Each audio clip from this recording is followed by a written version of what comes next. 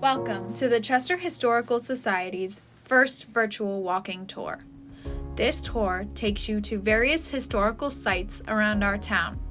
These sites all contain various stories and tales written amongst their walls. Join us as we begin this deep dive into Chester, Connecticut's rich history and the beautiful architecture within.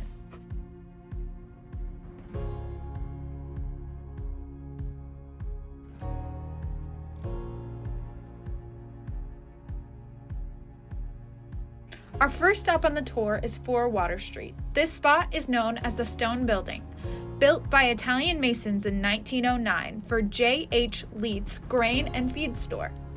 Later it became a service garage. For an oil change, you'd drive into the garage and over a deep pit. The mechanic climbed down into the pit to work from underneath the car. Upstairs was Leet's Hall, which became the Princess Theater. Yes, Chester had a movie theater. Irene Aronson recalled, "When I was about 16, Mr. Leet asked me to play the piano to accompany the different actions portrayed on the screen. I was given a cue sheet describing the action to be shown. But when the Deep River Theater installed the Vitaphone, talking movies, the Chester Theater was closed for good. The Chester High School then used the theater space for basketball games. A town resident who played ball there recalled it had a row of open light bulbs right down the center and steam pipes on both sides. We had to be careful not to back into the pipes and get a bad burn. But we tried to back the opposition into them. If the other team was ahead, we learned to shoot right into the lights, and whammo, out go the lights. Out come the ladder, and you've got to climb up, replace the bulb, sweep the floor, until we can start again." Much later, one-of-a-kind antiques opened here. Their business made national news when they donated a walnut writing table which had been owned by President Lincoln to the White House in 1976. Big changes happened here in 1979 when Gregory Cook purchased the building and restored it, while adding a 2-story wing for offices as well as restaurants. The next stop on the tour is 1 North Main Street, the Stone Store. This handsome structure was built by William Buck in 1809, a merchant involved in the West Indies trade. The stone for this building is believed to have come from the Chester Quarry, near the present Catholic cemetery. The positioning of this building is faced toward the cove. This allowed William Buck, who also owned the nearby shipbuilding yard, to have a commanding view of ships leaving Chester, destined for the West Indies, or those returning laden with their cargo. In its long lifetime, the building has had different types of stores, as well as the Chester Post Office. In fact, it was even used as the Cape Ann, Maine post office for the movie It Happened to Jane in 1958. It has had lots of different additions over the years, too. For the It Happened to Jane movie, the side of the building became a park where the famous old 97 locomotive stood.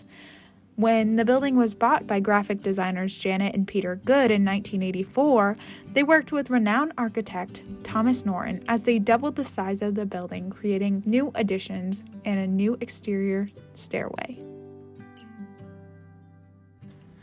Next, we are headed to 16 North Main Street, the Dunk House. Now, this stop is the oldest house in Chester and is named the Dunk House after the original owner of the property, Thomas Dunk, in 1672.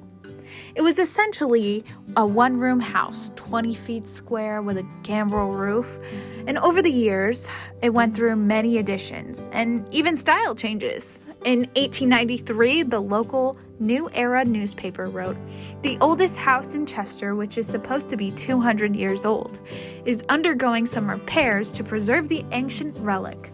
The outside building shows ravages of time, but the inside is a pattern of neatness and a comfortable home." This Greek Revival house was built about 1830 for John Gilbert. The house was designed by Ithiel Town, a renowned Connecticut architect. A later owner was Antonio Zanardi, Tony. He came to the U.S. in the 1890s and bought this house in the early 1900s. He and his wife Claudina had a large family, including relatives who immigrated to Chester. Peter Zanardi says that the hillside behind the house was filled with terraced grape arbors. There is a story of one of the town's leading ladies questioning Tony about the grapes during the Prohibition. "They're for the jam," he supposedly answered. "I have a large family and we need the jam." They were, of course, for vino, and I remember my father talking about the winemaking parties. Winemaking is a part of the town's Italian folklore. The house played a major role in the early days of Italian community here. The Italians could party, and the Prohibition made no sense to them. Our next stop is Hearst House Hill, or the Old Burying Grounds. At one time, the town had a somber black hearse that was kept in a small building known as the Hearst House on the south side of the Old Burying Grounds. So, of course, the hill leading up to the cemetery became known as Hearst House Hill. The cemetery is on the left as you climb up the hill, and the first burial here was in 1736. The grave of Chester W. Brooks, and the last full-blooded Native American in Chester, is buried here, dated at 1885. Now we are headed to the Chester Meeting House. This building was the second congregational meeting house of Chester. It was built in 1793 and was used as a church until 1846. This building then was bought by the town and became known as the Town Hall. For the next 30 years, it was used for town meetings. The building took on a new life after 1876, when an addition was built with a stage and dressing rooms below it.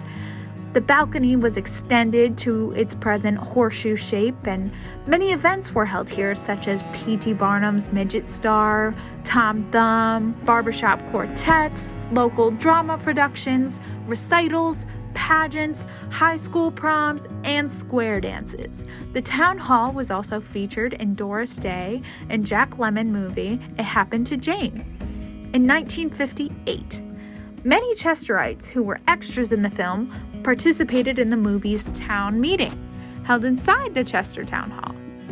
But the building did need restoration, so when the Chester Historical Society was founded in 1970, the members undertook restoration, and about 15 years later, the Historical Society added on to the building. The building is now listed on the National Register for Historical Sites. Our next stop is 33 North Main Street, the Bates Company, or the Goodspeed Terrace Theater. This complex of buildings is now owned by the Goodspeed Opera House, with the big brick buildings being used as their seasonal theater. Before that, however, this was home to the C.J. Bates Company, the oldest operating crochet hook manufacturer in the United States. And by 1971, it was the largest needlework tool manufacturer in the United States.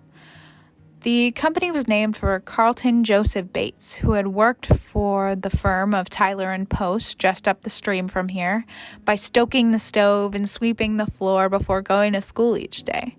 Carlton bought the business from Mr. Post in 1873 and continued to make bone items. And around the turn of the century, Carlton's son, Hamilton, joined the company after he finished school in 1907. The company name changed to the C.J. Bates and Son, and the building had faced new brick additions, and the product line grew to include bone, wood, and steel and celluloid crochet hooks, wooden crochet hooks, and knitting needles. In 1970, the Bates Company moved to a new factory on Middlesex Avenue, and in 1982, the company gave these buildings to the Goodspeed Opera House of East Haddam. The space was fully renovated as an intimate 200-seat theater known as the Goodspeed at Chester Theater, or now known as the Norma Terrace Theater. And this is the birthplace for new American musicals, and opened in July 1984 with the new musical Harrigan and Hart, starring Mark Hamill, who had become famous in 1977 as Luke Skywalker in the original Star Wars movie. Our next stop is 9 West Main Street, or Chester Museum at the Mill. It is located on the south branch of the Pataconk Brook, near the center of Chester. It was used for manufacturing for almost 100 years, beginning around 1825. First ship anchors were manufactured in a forge here. Then Charles Griswold bought the property in the 1850s to make augers and bits in the Griswold shop. He is credited with building the present two-story structure in the late 1860s and for building the rubble masonry wing dam on the Pataconk Brook. The Griswold shop, and later the Chester Manufacturing Company, which produced auger bits, wood screws, corkscrews, reamers, and other light hardware before closing in 1919. When the Masons purchased the building, they used the building for their meetings as well as their annual chicken barbecue, where they fed over 100 local folks each year. The Chester Grange also held their monthly meetings in the Masonic Hall. The Theater of the Deaf then bought the building as well as the nearby 5 West Main Street house in 1893. They renovated the exterior of the building, exposing all the windows and adding a deck overlooking the Pataconk Brook. They used this building for a rehearsal space, small performances, and sign language classes.